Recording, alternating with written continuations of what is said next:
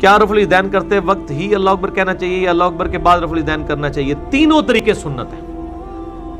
احادیث جب ہم نے پڑھی ہیں ابو داؤد ترمذی میں بھی اور بخاری مسلم میں بھی، رفع الیدین کے ساتھ بھی اللہ اکبر کہہ سکتے ہیں، پہلے اللہ اکبر کہہ کے بعد میں رفع الیدین کر سکتے ہیں، پہلے رفع الیدین کر کے بعد میں بھی اللہ اکبر کہہ سکتے ہیں۔ بیسیکلی یہ اس ایکٹیویٹی کے ساتھ ہے، بہتر یہی ہے کہ آپ ساتھ ساتھ کہتے جائیں، تینوں طریقے ٹھیک ہیں۔ وہ مجھے ایک لطیفہ یاد آ گیا، اوریجنل لطیفہ ہے، تاریخ الخلفاء کتاب ہے جلال الدین سیوطی کی، جس میں پوری اسلامک ہسٹری ہے 1000 سال کی، آلموسٹ 911 ہجری میں فوت ہوئے ہیں جلال الدین سیوطی۔ انہوں نے بتایا کہ خلیفہ ہارون الرشید یا خلیفہ منصور کے دربار میں ایک زندیق لایا گیا جس نے کافی حدیثیں گھڑی ہوئی تھی۔ تو جب اس کے قتل کا حکم ہوا نا تو خلیفہ نے کہا کہ اس کو قتل کر دیا جائے۔ تو اس نے کہا تم مجھے تو قتل کر دو گے، لیکن جو میں نے 1000 سے زیادہ حدیثیں گھڑ کے مسلمانوں میں پھیلا دی ہیں ان کا تم کیا کرو گے؟ ٹھیک ہے، تو خلیفہ رشید کے دربار میں عبداللہ ابن مبارک بھی بیٹھے ہوئے تھے۔ ہائے، پتہ لگ گیا کون عبداللہ ابن مبارک؟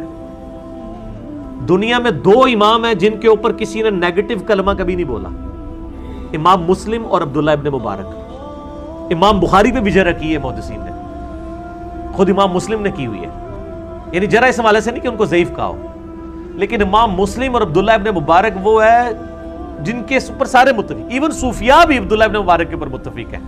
اس زمانے کے جو صوفیاء ہوتے تھے نا، صوفیاء اور اہل حدیث میں جب جھگڑا ہوتا تھا تو وہ کہتے تھے عبداللہ بن مبارک فیصلہ کریں گے، ان کے اوپر دونوں اعتماد کرتے تھے ان کی سچائی کی وجہ سے۔ المتوفى 181 ہجری، امام حنیفہ کے شاگرد ہیں لیکن بعد میں ان کو چھوڑ گئے تھے اور سخت اختلاف رکھتے تھے۔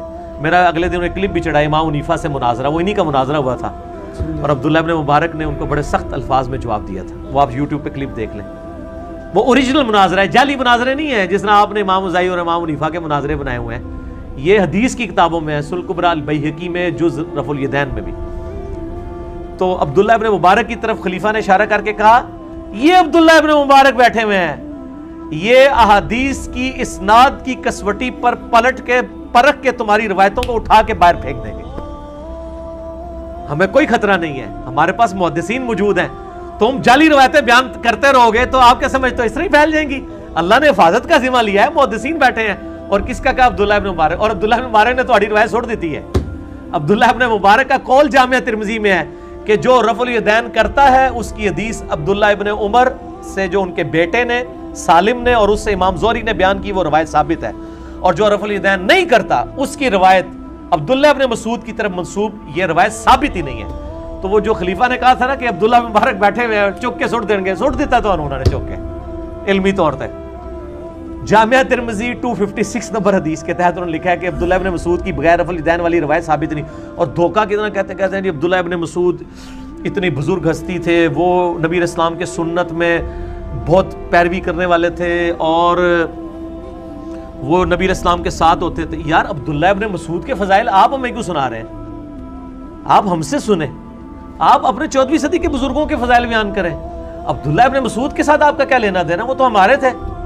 عبداللہ ابن مسعود سے پہلے وہ روایت تو ثابت کریں، روایت ثابت ہے۔ یہ تو اسی طریقے سے ہے کہ ایک میاں بیوی کی شادی نہیں ہوئی ہے اور ابھی صرف بات چل رہی ہے اور خاوند جو ہے وہ بیوی کے حقوق گنوانا شروع کر دے تو انشاءاللہ رشتہ نہیں ہوئے گا۔ عبداللہ ابن مسعود سے روایت ہی ثابت نہیں ہے، آپ ان کے فضائل ہمیں سنا رہے ہیں، ہم سے سنیں۔ عبداللہ ابن مسعود کے بارے میں صحیح بخاری میں موجود ہے کہ صحابہ کرام کہتے ہیں نبی علیہ السلام کی سنت کی پیروی کرنے والے عبداللہ ابن مسعود ٹاپ آف دا لسٹ تھے۔ ٹھیک ہو گیا جی؟ صحیح بخاری میں موجود ہے کہ نبی صلی اللہ علیہ وآلہ وسلم کے ساتھ سفر و حضر میں نبی علیہ السلام کی مبارک جوتیاں عبداللہ ابن مسعود اٹھا کے رکھتے تھے، ان کا نام ہی پڑ گیا تھا یا صاحب النعلین، اے نبی علیہ السلام کی جوتیوں والے۔